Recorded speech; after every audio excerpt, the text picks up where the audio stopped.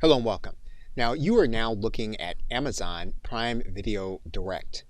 And Prime Video Direct is a platform designed to help content creators reach their targeted audience on the Amazon website. And while Amazon is known primarily for consumer goods as well as consumer video, you can also find targeted business content. For example, if you were to go to Amazon.com and you were to type in the words WordPress membership, as you can see, and then you click the search button, what you'd find at the very top in the first result is you'd see an Amazon Prime Video. So to introduce this concept, let's click inside of this result. What you'll notice is that an individual with a Prime account can watch the video for free, or an individual without the Prime account can watch the video with advertising. That person also has the opportunity to purchase the video. And the creator can add multiple videos to this title. And for their activity, those who create videos and upload them to Amazon are paid royalties for those who watch their videos. Now in this course, we will review the policy guidelines when it comes to content, because they'll be very important to your being able to upload titles that will be of interest while yet maintaining consistent production. So in the next video, we'll start the process by looking at the royalty information so that you can determine how you want to create videos and how consistently you want to maintain them on the Amazon Video Direct platform. We'll then walk through the account setup process. We'll then go over the minimum equipment necessary in order to start creating videos. We'll then very quickly determine whether or not there are titles in your chosen market or niche for information. We will then work through the content creation process. So with that, we're now ready to get started working with Amazon Video Direct. Okay, so with that, thanks, and I will see you in another video. Hello and welcome. You are now looking at the inside of Amazon Prime Video Direct. And you'll notice that if you go to the support link, that you'll pull open a side menu here. You're going to then click Get Started, and then you'll want to click on Royalty Information. And you're going to see a schedule of information here. And so now we'll discuss royalties and compensation. Now, you are going to be paid monthly based on a number of different activities altogether. First, you're going to be paid video purchases and rentals. It happens you'll be paid 50% of the net revenues of purchases and rentals. Now customers can buy episodes or seasons, and then any episodes that they purchase, if they decide to purchase a season later, it'll count toward their actual purchase. They'll get the entire season at a discount. And if you go to Prime Video and you type in a title that you're likely to find, for example, we typed in WordPress, you'll see the different classifications here. You'll see that someone can watch an episode, they can buy the entire season, or they can watch an episode free with ads, or they can buy outright. And the main way you're going to generate revenue is going to be the number of people who are watching your videos. And some of those views are going to be included with people who have subscriptions to Amazon Prime. And there are going to be different tiers of activity based on the aggregate hours streamed. So for example, every year Amazon will determine how many hours people are streaming your videos, and that'll put you on a certain tier to be paid more or less. So for example, the more hours that people are streaming your videos, the higher your rate of pay, and you'll see that in the schedule. Now once your tier is determined, then you'll be paid based on the number of hours actually streamed. So you'll have a tier, and then you'll have streaming that will take place. And again, the higher your tier, the higher the rate of pay. You're also going to be paid 55% of the net advertising revenue of individuals who've chosen to watch videos free but to have ads associated with them. You'll also be paid 55% of net monthly revenues of individuals who are watching your videos through Amazon channels. When that happens, payments are going to be issued 90 days after the end of the month after the activity occurs. And payments are going to be made by the bank account that you've already set up unless you choose to have payments wire transferred. And when you have wire transfers, you are going to have a certain dollar threshold to meet before you can be paid. And you can look at the details of the threshold as well as the tiers and Prime streaming in the royalty information section of your support area. Okay, so with that, thanks, and I will see you in another video. When you're inside of your account, what you're going to do first is you're going to come up to the drop down arrow. You're going to set up your new account. You're going to be brought to the digital license agreement. You want to read through this license agreement. Once you've done that, you're going to come all the way to the bottom and then click agree. You're then going to want to set up your administrator profile. And you can set up a second administrator who can serve as a backup. Once you've done that, you'll click Save and Continue. Amazon will then have you set up a bank account in order to set up your account. Once you enter in the information, you can then click Save. You can also add in a second bank account if that is what you prefer. You'll then be asked to create tax information, so you'll need to click this link. And once your tax information is validated, you'll then click Exit Interview. Once you've done that, your account will then be set up and you are ready then to begin uploading videos. Okay, so with that, thanks, and I will see you in another video. Welcome back. Now, if you started the process with Prime Video Direct, you've probably already set up a brand, you've probably already set up a bank account. Now, there's quite possible that you may want to work with an individual that you want to have assist you with your account. However, you don't want them to have all information on all of your videos. And if that's the case, you can go to the top menu here, and a little bit of this is blurred out, but you're going to go to this drop down menu, and then you're going to click Create Another Account. What you're going to notice right away is that this is the same license agreement that you agreed to when you set up your account initially. And what you can do then is then agree to this once more for the new account. Now, the individual that's going to be set up with this account is going to be the administrator, or you are going to administrate the account also. And you'll notice here that you're going to have to go through this same process, setting up the business account, setting up your payments, and then submitting your tax information. And what this does is it allows you to set up different information for videos that you're going to be creating under a different address and different company profile. And this separate brand will have its own dashboard, its own videos, own landing pages, and everything separate. Okay, so with that, thanks, and I will see you in another video. Welcome back. If you go inside of your account settings, you'll notice that you have yourself as an administrator, and you may have someone that you invited. You can invite other individuals in order to help you manage the account. In order to do that, you're going to click Invite Users. You're going to write in the individual's name and email address. And once you've entered that individual's name, you're going to select a role for them. Now, you can make for them a custom role, you can make for them an administrator role, or you can make it so that they can look at your account only. Now, for the sake of this video, we're going to choose a custom role. And then we're going to determine what we want them to see. And in this case, we're giving the individual access to the ability to add, modify, and publish video titles so that they can help us to manage the account. We're not going to give them access to sales reports. We're not going to give them access to the ability to add new users. We're not going to give them access to any banking information. Once we have all that, where we want to determine how the individual is going to interact with the account, we're then going to click Send Invite. Then that individual will reflect an invite pending. Now, the individual is going to get an email asking them to click a link to accept your invitation. They'll then click this link.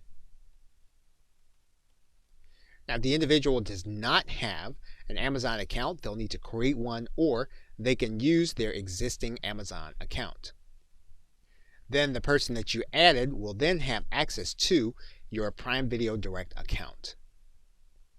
And if you refresh your page or hit F5, you should see that the individual is then part of your account. You can always go in and edit their custom settings. Okay, so with that, thanks, and I will see you in another video. Hello and welcome.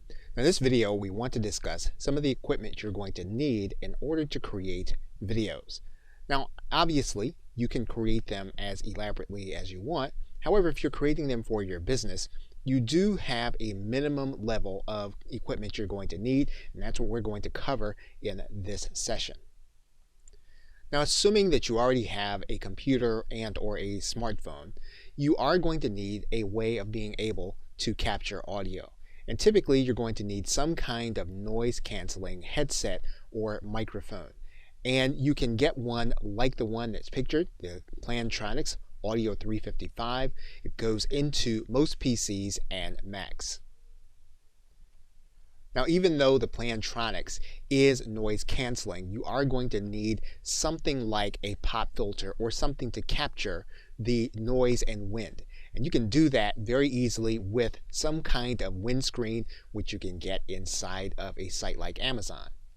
Now, it's quite possible that your laptop will not have jacks for an audio headset. They may have a USB port, and if that's the case, you can buy an adapter for your stereo jacks so that they can go into your laptop. Now, one of the things that will make recording your videos much easier is to have a second and or third monitor. And you can get travel versions of the monitor in 1080 or high definition by looking for a travel monitor with 1080p. Now, you'll need to be careful when you're looking at these monitors because most of them don't come in high definition, and you'll need that in order to record your video properly. So make sure that you're looking for one with high definition and that it actually travels with you wherever you go. If you're recording yourself or you're recording some kind of activity, you'll be able to use an external webcam that does not depend on the resources of your personal computer. And you can get one in the Logitech C930E. Of course, you can get something that's a lot more elaborate than this, but this is a very easy and affordable choice in terms of a webcam. Now, the webcam that we just mentioned, it actually adjusts to the lighting. However, in most cases, you are going to need to be able to throw some kind of light on your subject, even if it is you. And you can do that very easily and affordably by getting a number of what's called a clamp lamp to place around your recording area. If you need to soften the light that comes from the clamp lamp, you can do that with a pair of white hosiery. In order to neutralize your background, you can do this very easily and affordably with what's called a shoji screen. And once again, this is according to preference, but this is a very neutral background that anyone can use in order to take away the unprofessional look from their background. And if pricing is an issue to find these items, you can use a meta search for both eBay and Craigslist. Depending on where you live in the world, you can type in your search phrase to searchtempest.com or all of Craigslist. Now, you are going to need some kind of recording and capturing software to run on your Mac or PC. You can find one of the most commonly used applications in TechSmith Camtasia. Now, because TechSmith Camtasia runs over $200, you'll be able to pick up a screen capture and editing program for much less than that if you choose to use Screencast-O-Matic, which again does all of the functions in terms of capturing video, capturing your screen, and giving you the opportunity to edit your content. If you're going to give your presentation while you're creating your videos, you're likely to use a free application on Google, such as Google Docs or Google Slides, or of course you can use Microsoft Office and PowerPoint. Now, if you're already a user of a webinar application, you can use this feature to record your videos even though you do not have features to edit the videos in sites like GoToWebinar. There's similar paid applications such as Zoom and free applications that you can record your screen such as Google Hangouts. Now, in combining all of these elements, you'll be able to put together a reasonably priced system that will help you to get started until you reach the point where you want to invest more in your video creation system. Okay, so with that, thanks, and I will see you in another video. Welcome back. Now, in this video, we're going to go through a simple process of determining some niche topics that you can think about for creating your videos. Now, if you go to google.com and you were to go to the search bar and you were to type in your area of expertise and then wait for Google Suggest to give you options, you'll see some of the most recent searches. For example, in this particular case, if we were to go to Google and we typed in WordPress membership, we would see at least 10 different options for us to start looking and do more searching if we were going to stay on Google. And of course, we would do the very same thing in YouTube. Now, in some cases, these searches will yield the same results. In other cases, there will be some overlap. In other cases, they will be totally different. What you want to do when you have determined some of the search terms that you want to start looking for, you want to go inside of Amazon Prime Video Direct. But we're going to do this a little differently. We're going to put in our search term. When we put in that search, what you're going to notice is you're going to notice some Kindle book activity. You'll see some physical copies of information. And then at the very bottom, you'll also see that there is a listing here for Amazon Video Direct. You'll see some other activity for Amazon Video Direct. And so what you will begin to see is whether or not there is going to be room for you to place your video content on a specific search. Of course, we can find other Google starter search terms by using sites like Google Trends. So basically what we're doing is we're leveraging Google to find out what has been recently searched, and then we're working inside of the Amazon site to determine whether or not we can place content in those particular searches. And very often you'll see that depending on what your subject area is, your content may be all that will be in a specific classification. Now, in some cases, if you do a search in association with Amazon Kindle, you will find some video associated with your subject. Although currently this is not typically the case, there are going to be times where you'll see video as a recommended item. For example, Amazon will show an individual feature recommendations based on their browsing history. Okay, so with that, thanks, and I will see you in another video. Welcome back. Now you're looking at the inside of a video inside of Amazon Video Direct. And you'll notice that this is a video all by itself and that there are no seasons attached to it. This is one of the ways that you can create content for Amazon Video Direct. You can create a video as what's called a standalone video. And so we'll briefly discuss standalone titles. There are three primary ways to publish in Amazon Video Direct. You can publish as a standalone title, as we've just seen. You can publish as a series, and you can publish as a channel. Now the standalone title is, as it says, it's one volume or one video. And typically, if you think of it in terms of a featured movie that you might see at a theater, that is a standalone. It doesn't require you to see anything before or after it to get the maximum benefit or enjoyment from the video. So you can create a video with the intention that it would be viewed as one unit, and so that people would not have to see anything else to get the maximum benefit. And if you were communicating one idea or one event, this would be how you would use the standalone title. Now here's something that will be mentioned later and is important to note. You want to keep your audience in mind when you create video, in particular a standalone title. You will have viewers rating your video, and that will really determine how others see you. So you don't want to do it without thought. You don't want to leave a standalone title available on your account if it's not the best way to communicate the information that you're trying to get across. Okay, so with that, thanks, and I will see you in another video. Welcome back. Now, one of the other ways to arrange your content will be in terms of episodes and seasons. As you can see here in this particular title, you can see that there are 10 seasons, and you can get access to them inside of Amazon. There are also episodes inside of each season. So if we change this season to a particular one, all the episodes then change. This gives you the opportunity to do a different kind of information video while arranging it all under one title. Now you can also arrange your content by channel.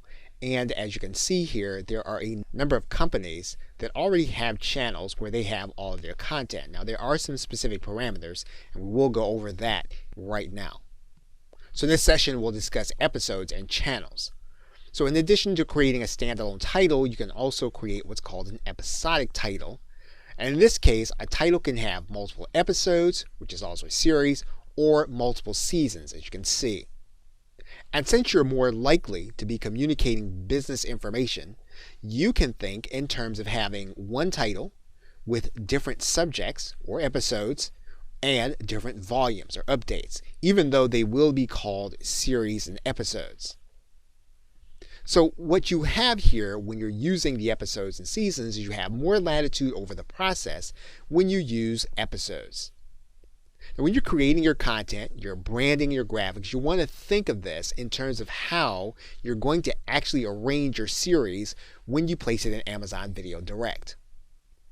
Now, with respect to channels, they are available when you have a minimum of 200 standalone titles or 50 seasons available for a minimum of 18 months. That's quite a bit of content, but it may be something that you want to build toward. Now, once these titles are included as a channel, though, they can no longer be included as Prime Video. So one thing you can think about as you begin creating content is creating titles with eventually having a channel for your content. Now, currently, as the program is fairly new, there aren't that many information and business-based channels available on Amazon Video Direct. So there's plenty of room for you to create your content. Okay, so with that, thanks, and I will see you in another video. Hello and welcome. Now, in this video, we are going to walk through a few tips that you can use when you are recording instructional style videos. And instructional style videos, you will be either narrating or you'll be discussing points as you scroll through your PowerPoint presentation or your presentation software. Now, there are a couple of settings that you are going to want to be aware of. The first is you're going to want to be aware of the Design tab. And if you're not using PowerPoint, you'll want to find the equivalent in the software you're using. In PowerPoint, you will notice that there is a diagonal button here that says Slide Size. You will want to make sure that you are using the widescreen size, mainly because this is how most videos are going to fit well on the screen.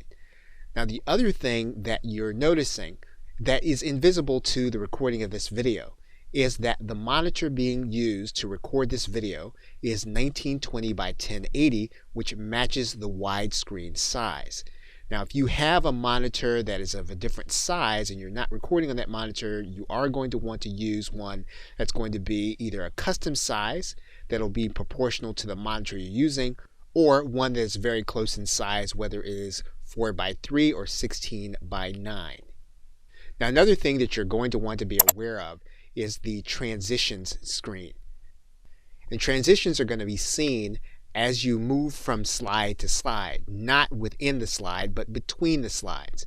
Now, you will typically want to have no transitions, mainly because this can be distracting for the individual and you want them to be focused on the information while you narrate. The next tab over is Animations. Now, when you have animations, what you're going to want to do is you are going to want to scroll through your points one at a time. So what we're going to do is we're going to place our cursor inside of this slide. And what you'll notice is that when we set our animations, we need to place our cursor next to one of the lines, and then we'll need to decide what our animation is. For example, we can use any of these animations. In general, you want to try to keep your animation as unobtrusive as possible. So you don't want to have something that's going to be a distraction. Now, in this case, what we're going to do is we're going to use the float in animation. And you'll notice that these points float in one at a time. Now, it's quite possible that you may not want your points to float in all together in one section. So, for example, you'll notice that with line 1, you'll notice that there is a number 1. So this means that this will come one at a time. You'll notice that the number 2, though, coincides with both this point and 3 subpoints with it.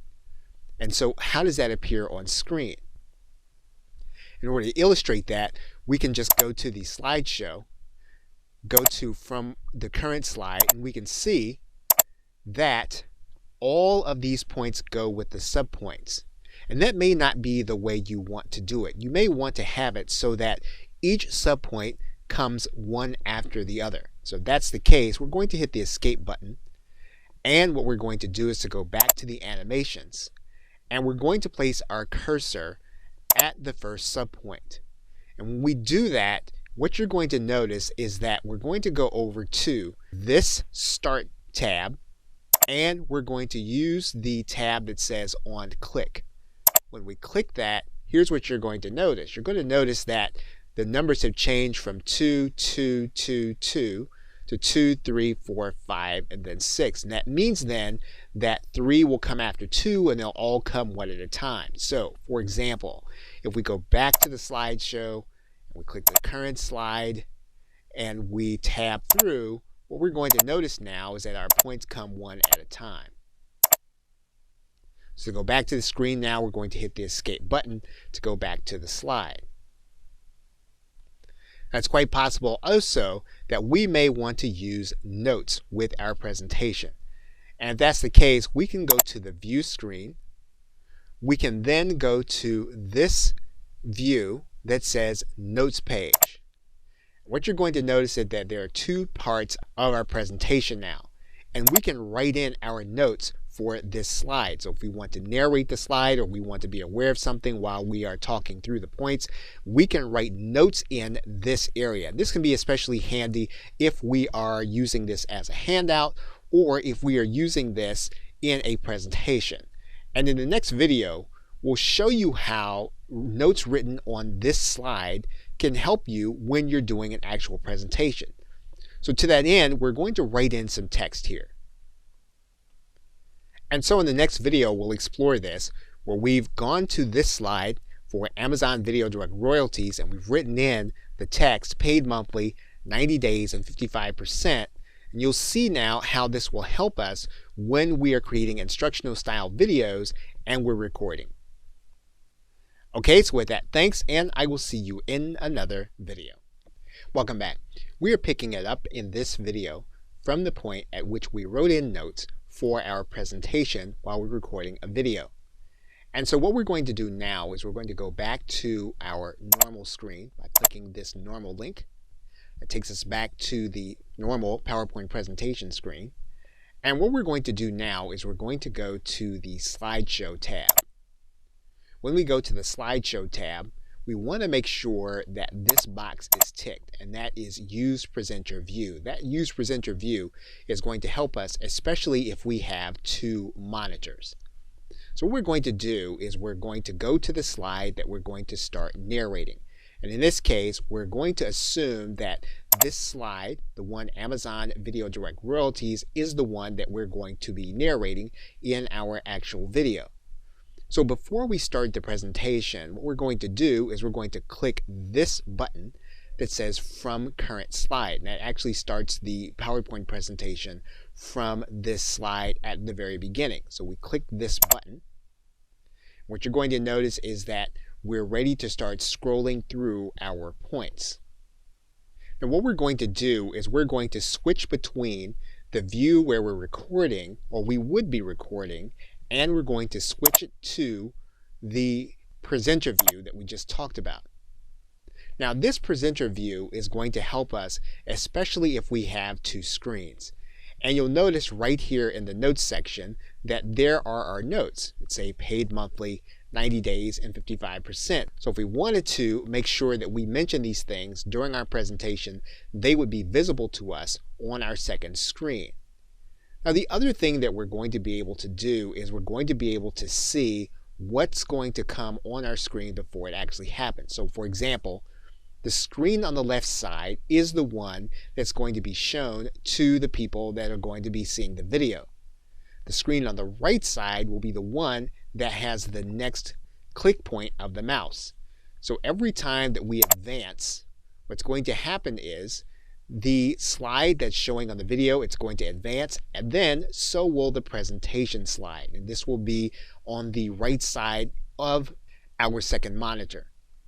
What we can do in this case is we can switch back and forth between the display settings, and then we're then showing our monitor view in order to do the video. We're going to go back to the presenter view for one more tip. When we come back to the presenter view, you're going to notice that there is a button that has 3 dots in it, and this will give us our other slideshow options. So for example, you'll see here that we can make our screen all black, or we can make it all white. Or if we just want to end the show very easily, we can click this link. We can also click the very same link at the top. If we had a pen and we wanted to write on the screen for the audience, we could do that by clicking the pen tool. And you can see that here just by us being able to write in on top of the slide. Now, this is very difficult to do in an orderly fashion, so you'll want to make sure that either you have a pen pad or you have a tablet where you have control over the pen, that you know how to make it look legible. Now, in order to switch back, what we're going to do, I'm going to switch back to the presenter view so you can see how we're going to do this. All you'll need to do then is to go back to your pen, and then you're going to make sure that you erase the ink on all the slide, and then your slide goes back to normal. So now I'm going to switch back to our PowerPoint view. And those are some ways that you can have additional control over your PowerPoint presentation while you're recording the video, so that you can add to the variety that your viewers are seeing. Okay, so with that, thanks, and I will see you in another video. Welcome back. Now, when you're recording demonstration style videos and you are displaying what is on your screen for the people who are watching your video, there are a couple of things that you will want. One of the first things you'll want to do is you'll want to make sure that you're using the highest resolution possible on the screen where you're going to be displaying your demo and narration. So for example, you'll notice here that for this monitor where we're recording the video, the resolution is 1920 by 1080, which is considered to be HD. If possible, that's the resolution that you'll want to use, or at minimum, you'll want to use 1280 by 720. Now, when you are demonstrating content on the web, one distraction that routinely happens to video creators is they show the address bar, and sometimes they even show typing. If you can avoid doing that, one of the ways that you can accomplish this is to set up any tabs that you're going to open before you start recording. So for example, we're going to open up 5 tabs. So you'll notice that we have open Amazon, Google, Facebook, and YouTube. One of the ways that we can record this is we can record this by going to our browser and hitting the F11 key, which will take us to full screen mode. What that does is that eliminates the address bar, and you can demonstrate your screen without your viewer seeing it. And one of the other things that you can do while you're using this mode is you can switch back and forth between tabs by hitting the Control and the Tab key.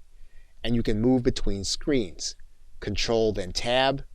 You move to the Google screen, Control, then Tab. You can move to the next, which is the Facebook screen, Control, then Tab, and we move back to the screen where we started. We can also tab through pages while we're in full screen mode. So for example, if we click a link and we go to some other pages, what we'll need to do now if we want to go backwards is we'll hit the Alt key and then we'll hit the left arrow, and that'll take us back one screen. We'll hit the Alt key and the left arrow, that'll take us back another screen. We'll click the Alt key and the left arrow, and that'll take us back to the very beginning. If we click the Alt key and then the right arrow key, that'll take us forward. We'll do it again, and that'll take us forward one more screen. If we want the address bar to appear again, we can click F11, and then our screen reflects the fact that the address bar is now visible. Now in the next video, we'll go through a few more tips that you'll need to record your demonstration style video. Okay, so with that, thanks, and I'll see you in another video. Welcome back. Now in this video, we're going to take a look at the recording toolbar. And to do that, we're going to open up our recording bar. And you'll notice that this is an active bar. So in other words, this is reflecting what is being recorded right now for this video. Now, where you're going to want to look, going to be in this Tools menu, and you're going to want to do this before you start the video. We're going to click Tools, and you'll notice that the Options key is grayed out. You're now looking at a screenshot of the Options tab.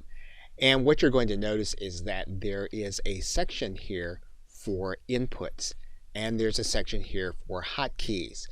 You want to make sure that you know what's in the hotkey section. Now, what you can do with these hotkeys is you can make it so that all you'll need to do is to hit a particular button when you want to affect some kind of major change while you're recording. And in particular, while you're doing the recording, you may often need to pause. Maybe you need to collect your thoughts. Maybe you need to change direction in the presentation. And you want to be able to do this in an easy to remember way. So you can set up your pause key and the recording will stop while you collect your thoughts. And when you hit F9 again, the recording will start again. So you don't have to start all over again when you think you might have made a mistake. You can stop the recording by setting up your stop hotkey. Now, these two keys in particular are important while you're doing demonstration style videos because by using them, you can record your videos in one take and edit them in one take instead of starting them and then never quite finishing the video. Now, lastly, you'll notice that the mouse is moving on this page. When you edit your video, you can edit so that this cursor will be highlighted. It can be highlighted in a magnifying glass or it can be highlighted in yellow as it moves around the screen. And so while you are demonstrating, you'll want to be aware of what this cursor is doing in case you re-edit the video by showing the cursor either being highlighted or magnified. Okay, so with that, thanks, and I will see you in another video. Welcome back. We are now looking at a video that's being edited inside of Camtasia 8. And regardless of your video editing software, you're going to have some decisions to make about editing. Now, one thing that we're going to do in the editing process is we're going to make sure that we edit in the highest resolution possible. And we're going to show you how to do this in Camtasia 8. You'll need to make sure that you can do the very same process inside of the video software that you own. Now, the default settings in Camtasia when you start the final production process say 854 by 480. However, we want to make sure that this is going to be closest to our recording dimensions, which we should have done, if possible, at 1920 by 1080. So we want to make sure that we use those dimensions. Now, if possible, during the rendering process, we want to set our audio at the highest level that we can, and typically this is going to be right at 192 kbps. Now, in some cases, your video editing software will give you the option of being able to put metadata inside of the video file. Now, we will not have to do this because we'll be doing this inside of Amazon Video Direct. So where you have the project information, the author information, and even the iTunes information, you'll want to make sure that you have this correct for the upload process. You don't have to have it for the final production. And finally, for your video section, typically the default settings for a software application like Camtasia or Screencast-O-Matic will be correct from the start. However, you can make sure that your frame rate is going to be as high as you can if you can produce it at 30 frames per second or 15. Okay, so with that, thanks, and I will see you in another video. Welcome back. Now, there are several instances inside of the screens where you're going to be uploading your videos where you are going to be required to upload some graphics for your videos. And you may want to have some of these graphics created. So this video is going to detail the graphics you're going to need for your account. So to create the necessary artwork, when you are creating episodes or episodic videos, you are going to need seasonal art. And those are going to require some specific aspects to the graphics. You're going to need a widescreen aspect. You're going to need a 1920 by 1080 photo to appear correctly, and it can be JPEG or PNG. Now, there is key art that you'll need to create that is also a 4 by 3 aspect ratio. That'll need to be 1600 by 1200, JPEG or PNG. And there is an optional file that you'll want to upload. That's a 16:9 aspect ratio. It's 1920 by 1080, JPEG or PNG, and this is going to be a background image. It's only going to appear on the devices in order to convey mood. And you'll see the request for the 3 of these when you are uploading your image. You'll see one here in the key art area as well as the background image. Now, you can also include artwork for individual episodes. That episode will require a key art aspect ratio of 4:3.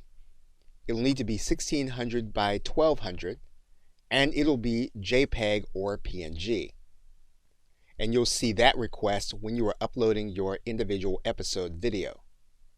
Now for the standalone videos, the key art will have a 16:9 aspect ratio. It'll need to be 1920 by 1080, JPEG or PNG. Now you'll also have another key art piece.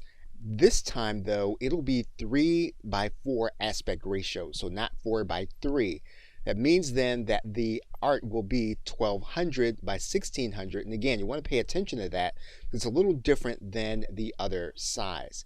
That'll also need to be JPEG or PNG. Now, there's also space for a background image, and it'll need to be 1920 by 1080, JPEG or PNG, and once again, it's going to be optional because it's only designed to convey mood on certain devices. And you'll see that here in the standalone upload section, where the second key art piece is 3:4. Now, there's also a landing page that you're being given and you're going to be able to use along with your videos that will require you to have a logo. That logo will need to be 950 by 250. You'll need to use a PNG with a transparent background. You're also going to have a background image that will need to be 3000 by 600, as well as another background image which is 1920 by 720. So one question is, well, how will you create the designs? Now, what you can do is you can hire out the base design. You can hire those designs out on Fiverr or the Warrior Forum in the Warriors for Hire section. Now, when you do hire out these graphics, you want to make sure that you ask for the PSD file. In some cases, the designer may ask you for additional funds to do that, and it's actually going to be worth it for you to get those PSD files because you will then be able to adapt them and brand them for future designs when you do more videos. And you'll be able to keep a consistent design across all of your videos. Now, to do this, you are going to need some graphic editing skill, not a lot, but a minimal amount, and you'll need some kind of graphics editing application, something like Photoshop or an equivalent one. Now, another way for you to create the designs is to manipulate existing designs. You can use private label rights content where you have PSD files or graphics already, and you can change those designs to reflect your videos. If you have some kind of graphic design software application, this will be fairly easy. What you'll need to do is you'll need to use the flat PSD graphic, and by using that graphic, you'll be able to manipulate the design for the different sizes. Of course, you can also use a design program like Canva where you can do the design yourself from scratch. And of course, you can always use a hybrid version of all of these methods. You're now looking at a flat graphic design from a private label rights product inside of Photoshop. And what we can do is we can go and open a new file. It's going to be one of the dimensions that we need. So for example, we would go to this file area. We're going to click New. We're then going to open up this new size, and we want this new size to be 1920 by 1080. We're going to click Create. And then what we're going to do is we're going to go back to our flat design. We're first going to select all. We're going to then copy merged. Then we're going to go back to our new design, and then we're going to place that design and paste it in. Now this is a 1920 by 1080 image, and so we want this design to be able to fit what we're trying to do. Now, when you have a PSD file, you can manipulate the size of this file without losing the proportions of the graphics and the text on the design. So for example, what we can do is we can zoom out of this design, and then we can grab the handles and we can manipulate the design in order to fit our canvas. We can make sure that we keep the aspect ratio in Photoshop.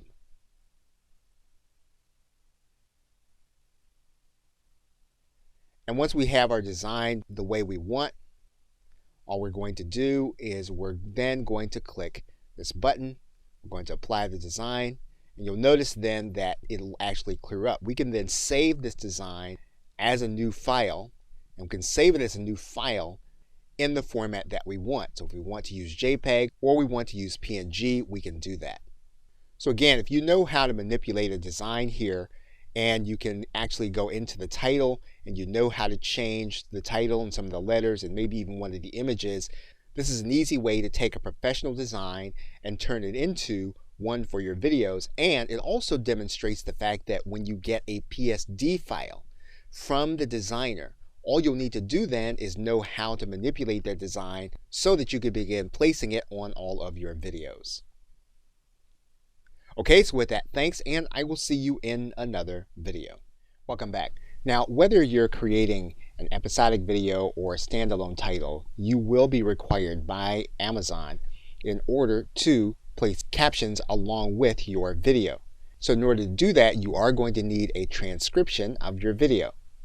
Amazon does give recommendations for video captioning service or video transcription. And Amazon has its own transcription service called Amazon Transcribe, where you have a free tier, 60 minutes per month for 12 months. You will actually get an hour's worth of free transcription.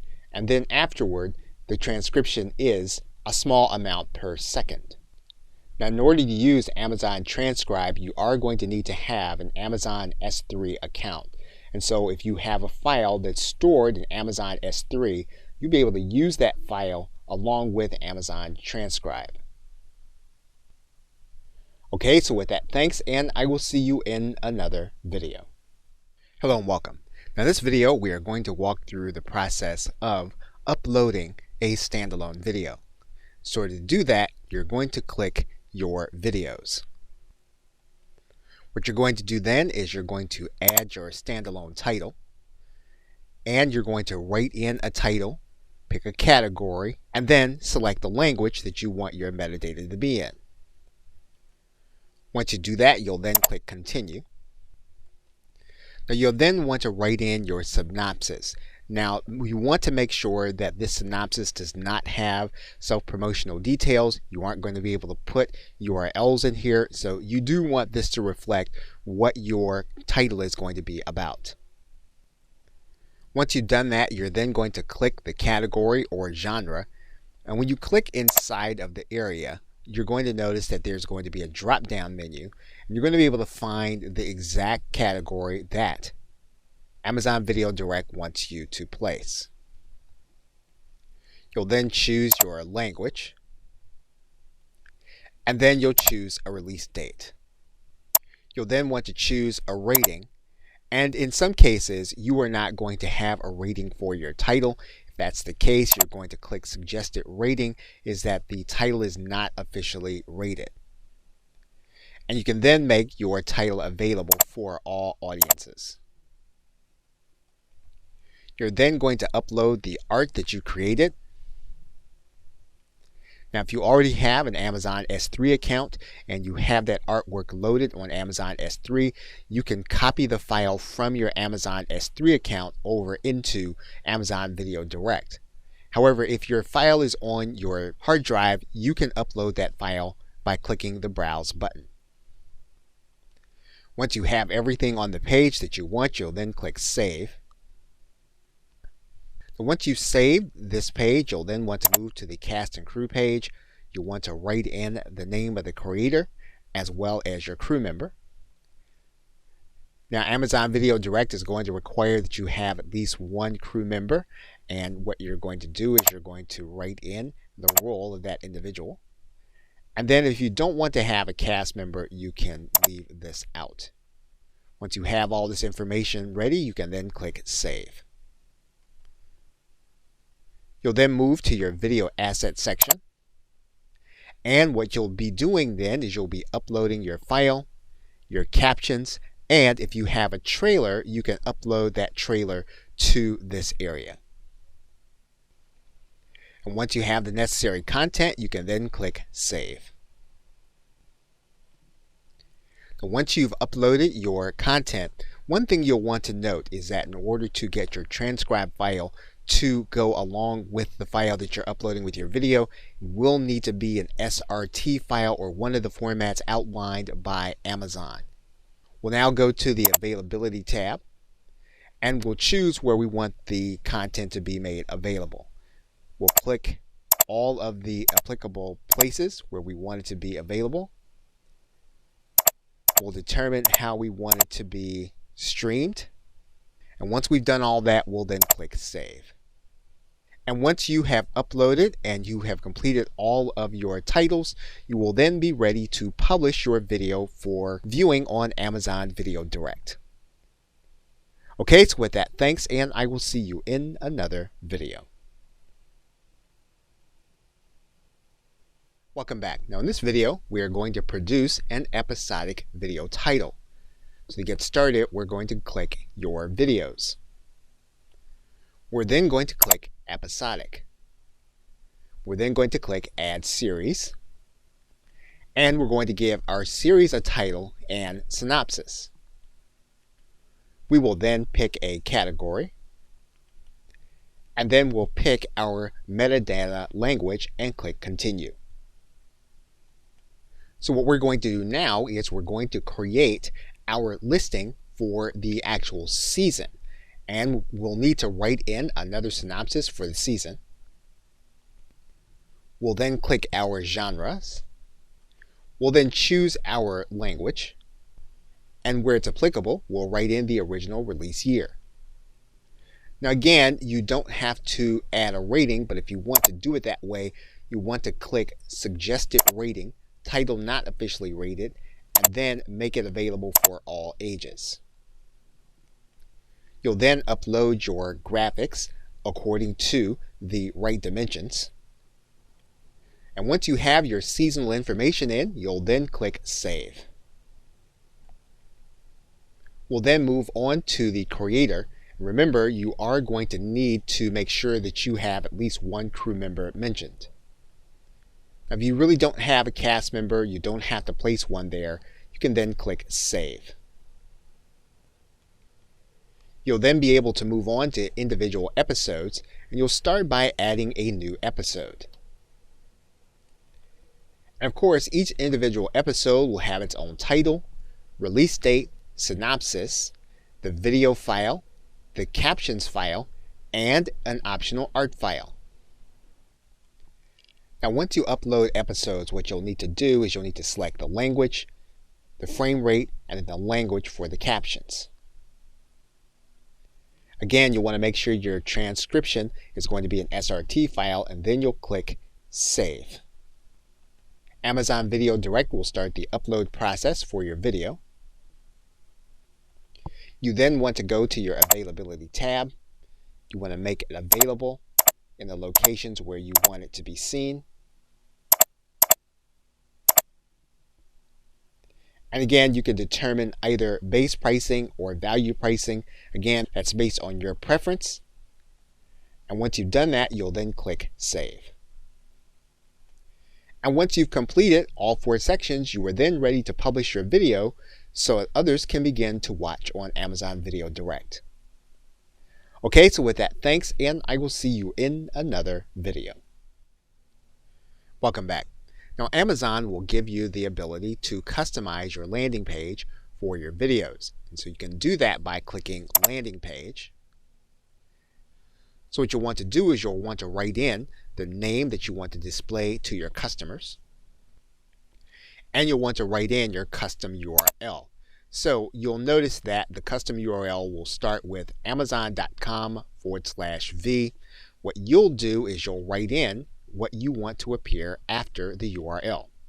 And once you've uploaded all your logos according to the dimensions that Amazon gives you, you're going to take note of how it's going to appear on the actual branding. Now, we've uploaded some dummy images, but you'll notice that the logo appears right in the middle of this preview, and then it appears right in the middle of this web preview, and then your background images appear in these areas.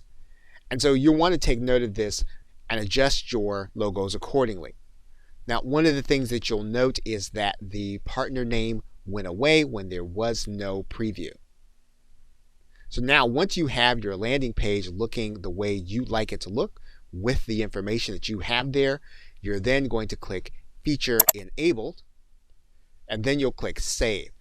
Now, in this case, you'll note that Amazon is giving you an error message that says that your landing page is unavailable, mainly because you need to make sure that you've got 2 published titles before you can launch your landing page.